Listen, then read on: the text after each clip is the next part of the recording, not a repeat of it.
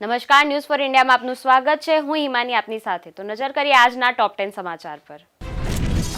ગુજરાતના માથેથી વાવાઝોડાનો ખતરો ટળ્યો છે. ચક્રવાતી તોફાન અસના ઓમાન તરફ આગળ વધ્યું છે. કચ્છમાં ચક્રવાતી તોફાનની વધુ ગંભીર અસર જોવા નથી મળી.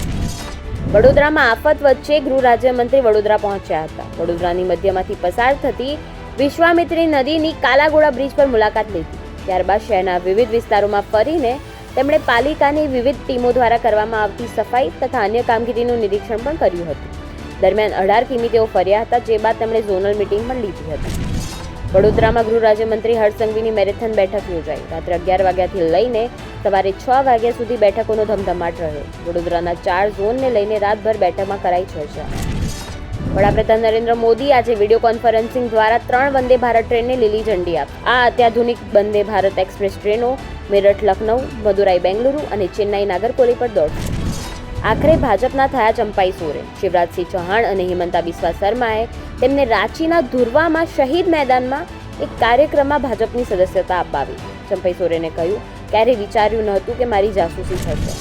કોલકાતામાં મહિલા તાલીમાર્થી ડોક્ટર પર દુષ્કર્મ અને હત્યાને લઈને ભાજપ અને ટીએમસી વચ્ચે વિવાદ કર્યો છે. પશ્ચિમ બંગાળના મુખ્યમંત્રી મમતા બેનર્જીએ શુક્રવારે વડાપ્રધાન નરેન્દ્ર મોદીને બીજો પત્ર લખ્યું કે તમે સંવેદનશીલ મુદ્દા પર ધ્યાન નથી આપ્યું.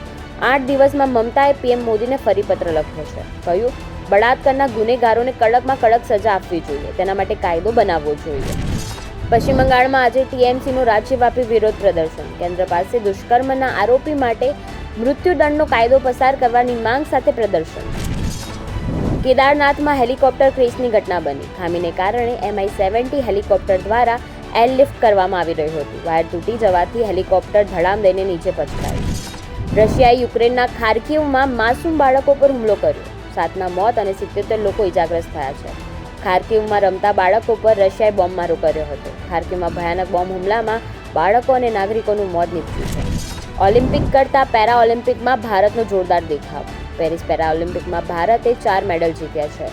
મહિલા શૂટિંગમાં અવની લેખારાએ ગોલ્ડ અને મોના અગ્રવાલે બ્રોન્ઝ મેડલ જીત્યો હતો.